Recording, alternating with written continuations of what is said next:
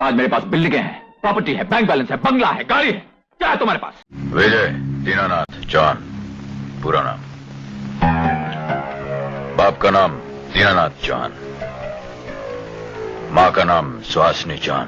1970s और 80s के दशक में एंग्री यंग मैन के नाम से बॉलीवुड में धमाल मचाने वाले वो अभिनेता जिन्होंने अपने 6 दशक लंबे करियर में वो सब कुछ हासिल किया जो कभी नामुमकिन सा लगता था। मैं हूँ डॉन, मैं हूँ डॉन, मैं हूँ डॉन। जाने माने कवि हरिवंश राय बच्चन के घर पैदा हुए वो शख्सियत जिनकी फिल्मों में शुरुआत भले ही निराशाजनक रही, लेकिन फिर इन्होंने जो कामयाबी हासिल की उसका मुकाबला आज तक कोई और एक्टर नहीं कर पाया। कि लहरों से डरकर नौका पार नहीं होती, कोशिश करने वालों की कभी हार नहीं होती। और ये आज भी फिल्मों में उसी शिद्दत से काम करते नजर आते हैं।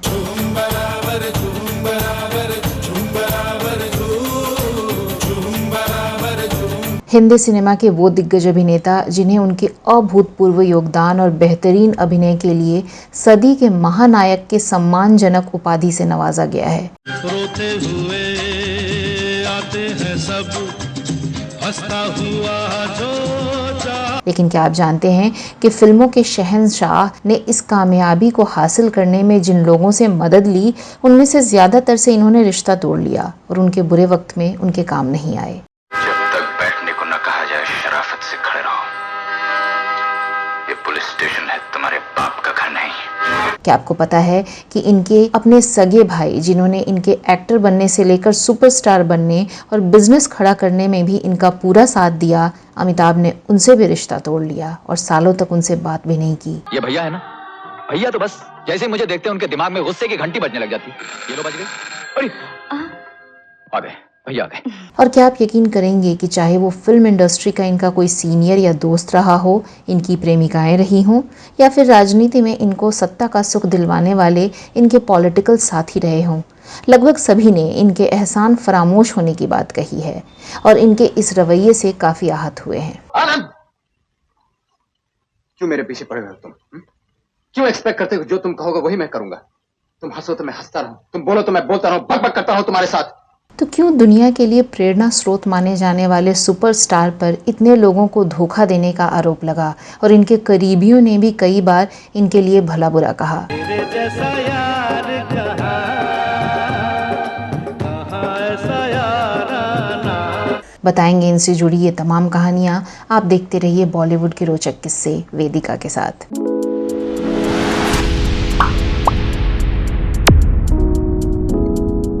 थोड़ी सी जो पीली है, चोरी तो नहीं की। दोस्तों, आज के अपने शो में हम बात कर रहे हैं हिंदी फिल्म इंडस्ट्री के सबसे फेमस, चर्चित और सुपरस्टार एक्टर अमिताभ बच्चन की। तुम इंसानों का बस यही एक प्रॉब्लम है, जब तक कोई चमत्कार न दिखाओ तुम लोग यकीन ही नहीं करते। लेकिन आज हम इनकी किसी चैरिटी या फिल्मों की बात नहीं करेंगे, बल्कि सिर्फ उन घटनाओं को बताएंगे जिन्होंने साबित किया कि अमिताभ बच्चन एक एहसान फरामोश शख्स हैं। कुछ लोग मुजरिम होते हुए शराफत का ढोंग रचा रहे थे। मुझे उनके ढोंग को खत्म करने के लिए सब कुछ करना पड़ा। ऐसा कहा जाता है कि फिल्म इंडस्ट्री में कई लोग ऐसे हैं जिन्होंने अमिताभ की बुरे वक्त में मदद की, लेकिन बाद में अमिताभ ने या तो उन्हें धोखा दिया या उनके एहसानों को नजरअंदाज कर दिया। इनमें से एक नाम है जाने माने कैरेक्टर आर्टिस्ट और डायलॉग राइटर कादर खान की, जिनके निधन के बाद उनका एक पुराना टीवी इंटरव्यू वायरल हुआ। मैंने कहा यार वो तो अमित है, सरजी कब से हो गया? हाँ, वी कॉल हिम सरजी। तो मेरे मुंह से निकला नहीं सरजी, वो सरजी का न निकलना, मैं निकल गया उस ग्रुप में से। उस क्लिप में कादर खान ने ये बताया था कि उन्हें एक फिल्म से सिर्फ इसलिए बाहर निकाल दिया गया था क्योंकि उन्होंने अमिताभ बच्चन को सर कहकर संबोधित नहीं किया था। इतना ही नहीं, इसके बाद कादर खान को बहुत अपमान और सजा का सामना करना पड़ा और आगे उन्हें अमिताभ बच्चन की किसी भी फिल्म में काम करने या डायलॉग लिखने का मौका नहीं दिया गया, जिसके पीछे अमिताभ ही थे। इस लिस्ट में अगला नाम है जाने माने फिल्म मेकर प्रकाश मेहरा का, जिन्होंने जंजीर फिल्म में अमिताभ को वो मौका दिया जिससे इनके करियर की फ्लॉप फिल्मों का सिलसिला थमा और इनकी गिनती वास्तव में एक एक्टर के तौर पर होनी शुरू हुई। मिस मोना, बदकिस्मती से मुझे बातें करना बिल्कुल नहीं आता, इसलिए हो सकता है आप मेरी कंपनी में बोर हो जाएं। लेकिन फिर अमिताभ इतना आगे बढ़ गए कि महानायक हो गए और उसी प्रकाश मेहरा से इनके संबंध खराब हो गए। एक वक्त तो ऐसा भी आया जब अमिताभ ने उनका फोन उठाना भी बंद कर दिया। इससे पहले सुनील दत्त साहब के साथ भी कुछ ऐसा ही हुआ था, जिन्होंने अमिताभ को साल 1971 में अपनी फिल्म रेशमा और शेरा में वहीदा रहमान के बराबर का रोल दिया था। एक्सपर्ट्स बताते हैं कि इसी फिल्म के बाद बाकी के कुछ फिल्म मेकर्स ने भी अमिताभ को अपनी फिल्मों में कास्ट किया, जिससे इनके करियर की गाड़ी आगे बढ़ी। लेकिन फिर क्या हुआ, अमिताभ के रिश्ते सुनील दत्त से भी खराब हो गए।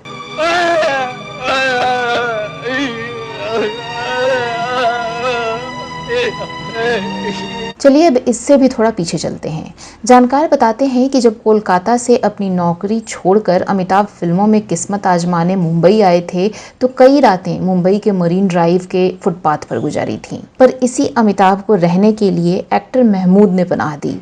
इतना ही नहीं, महमूद ने 1972 में अपनी फिल्म बॉम्बे टू गोवा में अमिताभ को as a lead actor cast भी किया और इनके करियर को भी पटरी पर लाने में भरसक कोशिश की।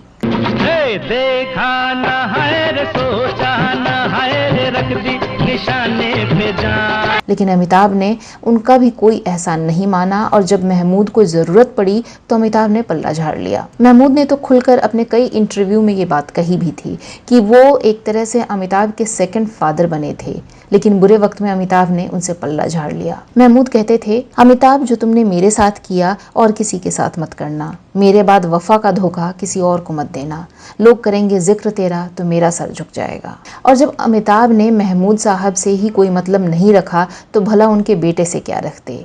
इसीलिए जब महमूद साहब के बेटे लकी अली ने 90s के दशक में अपने एक म्यूजिक वीडियो सॉन्ग की लॉन्चिंग में अमिताभ से मदद मांगी तो अमिताभ ने उनसे सीधे मुंह बात भी नहीं की। तब अमिताभ के प्रोडक्शन हाउस ABCL से लकी थोड़ी हेल्प लेना चाहते थे। क्या महमूद का यूट्यूब अब भी जीवंत नहीं है, जिसमें उन्होंने स्पष्ट कहा कि अमिताभ तुमने मेरे साथ जो किया और किसी के साथ नहीं करना। महमूद के बाद फिर नाडियाड वाला के बाद अमजद खान के बाद मनमोहन देसाई और प्रकाश मेहरा, जादूगर और तूफान का झगड़ा, और उसके बाद उन दोनों व्यक्तियों के साथ कभी भी फिल्म में काम न करने का निर्णय। चलिए अब इनके सगे छोटे भाई को इनसे मिले धोखे की भी बात कर लेते हैं। बताया जाता है कि अमिताभ की एक्टिंग करियर की शुरुआत का क्रेडिट काफी हद तक इनके भाई अजिताभ बच्चन को जाता है, जिन्होंने अमिताभ की फोटोज को प्रोड्यूसर्स के पास भेजना शुरू किया था और फाइनली ये सेलेक्ट हो गए थे। आगे चलकर अजिताभ अपने एक्टर भाई के मैनेजर बन गए और उनके रुपए पैसे, फिल्में करने और छोड़ने का फैसला लेना सब कुछ देखने लगे। लेकिन जब अमिताभ ने पॉलिटिक्स का रुख कर लिया तो नाराज होकर अजिताभ लंदन चले गए और पत्नी के साथ मिलकर वहां अपना बिजनेस खड़ा किया। लेकिन जब बोफोर्स स्कैम में अमिताभ बच्चन का नाम आया तो इसका बुरा असर अजिताभ के बिजनेस पर भी पड़ा और उन्हें लंदन छोड़कर बेल्जियम जाना पड़ा। हालांकि बाद में ये रिश्ते सुधरे और आगे चलकर जब अमिताभ ने अपनी कंपनी ABCL खोली तो उसमें अजिताभ को भी पार्टनर रखा, लेकिन कुछ ही साल में ये कंपनी भी डूब गई। इस वजह से भी दोनों भाइयों के बीच दूरी और बढ़ गई। बताया जाता है कि उस समय सिर्फ पिता हरिवंश राय बच्चन के सामने ही दोनों भाई एक दूसरे से बात करते थे और उनके निधन के बाद खटास इतनी बढ़ गई कि भाइयों में बातचीत भी बंद हो गई। फिर तो घर के बड़े फंक्शन में भी सगे भाई अजिताभ शामिल नहीं होते थे। फिर काफी बाद में साल 2012 में ये दोनों साथ दिखे। इनके करीबी जानने वाले बताते हैं कि इस रिश्ते की कड़वाहट में अमिताभ ही ज्यादा कसूरवार थे, जिन्होंने हमेशा अपने भाई से सिर्फ फायदे ही लिए और उनके स्टारडम का फायदा भले अजिताभ को नहीं मिल सका, लेकिन अमिताभ की वजह से उन्हें कई बार नुकसान झेलना पड़ा। इस लिस्ट में अगला नाम आता है अमिताभ बच्चन के बहुत करीबी दोस्त रहे अमर सिंह का, जिन्होंने पॉलिटिक्स में अमिताभ बच्चन के लिए तब नए रास्ते खोले थे जब अमिताभ को वास्तव में मदद की सख्त जरूरत थी। लेकिन कुछ साल बाद अमर सिंह से भी अमिताभ के रिश्ते खराब हो गए। फिर एक बार अमर सिंह ने अमिताभ पर अपनी पूरी भड़ास निकालते हुए BBC को एक खास बातचीत में कहा, अमिताभ को मैं अपने परिवार का मानता था, मैंने बुरे वक्त में उनकी मदद की, लेकिन उन्होंने बुरे समय में मेरी तरफ देखा भी नहीं। उनके परिवार ने सिर्फ मेरा इस्तेमाल किया और अमिताभ ने ऐसा केवल मेरे साथ ही नहीं किया बल्कि गांधी परिवार के साथ भी किया। अमिताभ बच्चन की 3 पीढ़ियों के संबंध गांधी परिवार के साथ थे जो कि अब नहीं रहे। लेकिन अमर सिंह ने सिर्फ अमिताभ ही नहीं बल्कि जया बच्चन को लेकर भी कई खुलासे किए। अमर सिंह के मुताबिक अमिताभ ने कहा कि जो आचरण जया बच्चन ने आपके साथ किया उसके लिए मैं माफी मांगता हूँ, लेकिन आप ये गलती कर रहे हैं कि जया को राजनीति में ले जा रहे हैं। वो स्थित प्रज्ञ महिला हैं, वो अपनी किसी एक बात पर कायम नहीं रहती हैं। अमर सिंह के मुताबिक अमिताभ ने जया के कई उटपटांग कारनामे गिनवाए और अपनी पत्नी के लिए बहुत कुछ उल्टा बोला। अमर सिंह ने आगे कहा कि अमिताभ ने कभी खुशी कभी गम के सेट पर सार्वजनिक रूप से जया बच्चन द्वारा की गई अपनी बेइज्जती का भी जिक्र किया और इस घटना के बाद उन्होंने कसम खाई कि वो उनके साथ कभी अभिनय नहीं करेंगे। अमर सिंह के मुताबिक अमिताभ बच्चन एक अलग घर प्रतीक्षा में रहते हैं, जया बच्चन एक अलग घर में रहती हैं और अभिषेक बच्चन अपनी पत्नी और बेटी के साथ एक अलग घर में रहते हैं। यानी एक छोटे से परिवार के 3 लोग 3 जगह रहते हैं। ये बात जगजाहिर है जिसे पूरी मुंबई जानती है। फिल्मी गलियारे के एक्सपर्ट्स बताते हैं कि जब अमिताभ बच्चन चौतरफा कर्ज में डूब गए थे तो बड़े बड़े बिजनेसमैन और टाइकून से हेल्प मांगी, लेकिन तब किसी ने इनकी तरफ देखा नहीं। उस वक्त यश चोपड़ा ने इनकी मदद की, जिसे अमिताभ ने कई बार बताया था। लेकिन अमर सिंह ने इन दोनों को लेकर भी एक और दावा किया और कहा कि मुझे याद है कि मोहब्बतें की शूटिंग के बाद वो आते थे तो यश चोपड़ा की खूब बुराइयां करते थे। वो बड़े दुखी रहते थे कि शाहरुख खान को फिल्म में ज्यादा तवज्जो मिल रही है और लगता है कि अब हम दोयम दर्जे के नागरिक हैं। इन फिल्म मेकर्स में एक नाम फरहान अख्तर का भी है, जिन्होंने अमिताभ के एटीट्यूड से तंग आकर एक बार ये कह दिया था कि निर्देशक मैं हूँ, आप नहीं, आप अपने काम से काम रखिए। खैर, इसके अलावा भी अमिताभ पर कई लड़कियों को भी धोखा देने या उनके साथ बुरा करने का आरोप समय समय पर लगता रहा, जिसमें सबसे पहले अपनी पत्नी जया भादुड़ी को शादी में चीट करने का गंभीर आरोप तो जगजाहिर ही था, जिसे अमिताभ सालों तक बेशर्मी से करते रहे। लेकिन इसके साथ ही रेखा और परवीन बॉबी को भी धोखा देने और उनके साथ बदसलूकी करने का आरोप अमिताभ पर लगा। कहा जाता है कि इन दोनों से ही अमिताभ ने लंबे समय तक रिश्ता रखा और फिर अपनी सहूलियत के हिसाब से इन्हें छोड़ दिया। लेकिन हद तो तब हो गई जब पत्नी जया भादुड़ी को खुलेआम धोखा दे रहे अमिताभ बच्चन ने अपनी गर्लफ्रेंड रेखा को भी चीट करना चालू कर दिया और फिल्म लावारिस में साथ काम कर रही एक ईरानी डांसर से इश्क फरमाने लगे। उस समय के कई अखबारों ने प्रमुखता से खबर छापी कि अमिताभ बच्चन के इस अफेयर के बारे में रेखा ने उनसे एक दिन सवाल पूछ दिया तो अमिताभ बच्चन का पारा 7वें आसमान पर पहुंच गया और लावारिस फिल्म के सेट पर ही सबके सामने उन्होंने गुस्से में रेखा को थप्पड़ जड़ दिया। आपको ये कहानी विस्तार से आज भी कई बड़े न्यूज पोर्टल्स पर मिल जाएगी। यानी अमिताभ तब शायद खुद को इतना बड़ा स्टार समझने लगे थे जो किसी के साथ भी कुछ भी कर सकता है और कोई इनसे कोई सवाल नहीं पूछ सकता। बता दें कि इस धोखे वाले मुद्दे पर अमिताभ ने एक इंटरव्यू में भी इसी तरह अपना आपा खो दिया था। इस बात का खुलासा पत्रकार करण थापड़ ने अपनी किताब devil's advocate the untold story में किया है, जिसमें करण थापड़ ने बताया था कि जब अमिताभ बच्चन से इंटरव्यू में उनका एक्स्ट्रा मैरिटल अफेयर के बारे में पूछा गया तो ये काफी ज्यादा भड़क गए। अमिताभ बच्चन के साथ कई फिल्मों में काम कर चुकी परवीन बॉबी ने साल 1989 में अमिताभ बच्चन पर इल्जामों की झड़ी लगा दी थी। उन्होंने एक मैगजीन को दिए इंटरव्यू में कहा था कि अमिताभ बच्चन एक बहुत बड़े गैंगस्टर हैं और उनके गुंडों ने मुझे किडनैप करके एक सुनसान टापू पर रखा था, जहां पर मेरे कानों के पीछे ऑपरेशन करके एक ट्रांसमीटर लगा दिया गया था। परवीन बॉबी ने अमिताभ बच्चन पर केस भी किया, जिसमें दावा किया कि अमिताभ मुझे जान से मरवा देंगे। हालांकि कोर्ट में साबित ना हो पाने की वजह से इस मामले में अमिताभ बच गए थे और बाद में परवीन बॉबी को मानसिक रूप से बीमार करार देकर उनके दावे को हल्का कर दिया गया। हालांकि परवीन को वास्तव में मानसिक बीमारी थी या उनकी बातों में कुछ सच्चाई थी, ये अब कहना मुश्किल है, जिससे इस पर्टिकुलर केस में अमिताभ को बेनिफिट ऑफ डाउट मिल सकता है। तो सिर्फ धोखा ही नहीं बल्कि कुछ लोगों का करियर बर्बाद करने या उन्हें फिल्म से बाहर करवाने के आरोप भी अमिताभ पर लगे। 90s के दशक में स्टार टीवी पर अमूल इंडिया नाम से एक शो आता था, जिसमें एक्ट्रेस पूजा बेदी ने एक बार अमिताभ का इंटरव्यू लिया। इसमें मजाक मजाक में उन्होंने अमिताभ से इनके बालों और दाढ़ी के अलग कलर को लेकर एक सवाल पूछ दिया। इस पर अमिताभ भड़क गए। इन्होंने घर जाने के बाद चैनल हेड को फोन किया और इस एपिसोड के टेलीकास्ट पर ही रोक लगवा दी। इतना ही नहीं, चैनल पर दबाव डालकर अमिताभ ने पूजा बेदी को भी उस शो से बाहर करवा दिया। ये पूरी घटना खुद पूजा बेदी ने अपने एक इंटरव्यू में बताई थी और साथ ही अमिताभ को बिग बुली बुलाते हुए एक लंबा चौड़ा ओपन लेटर भी लिखा था, जिसमें कहा था कि मैंने आपसे ऐसा क्या पूछ लिया जो आप नाराज हो गए। आपसे ना मैंने बोफोर्स स्कैम के बारे में पूछा, ना ABCL के बारे में पूछा और ना ही आपके अफेयर्स के बारे में पूछा। मैंने तो सिर्फ बालों के डाई के बारे में पूछा था, जिसके कारण आपने मेरा इंटरव्यू रुकवा दिया। इसमें एक नाम शामिल है शक्तिमान और महाभारत सीरियल फेम मुकेश खन्ना का, जिन्होंने उन्होंने 80s के दशक में एक विज्ञापन में काम किया था जो बहुत फेमस हो गया था।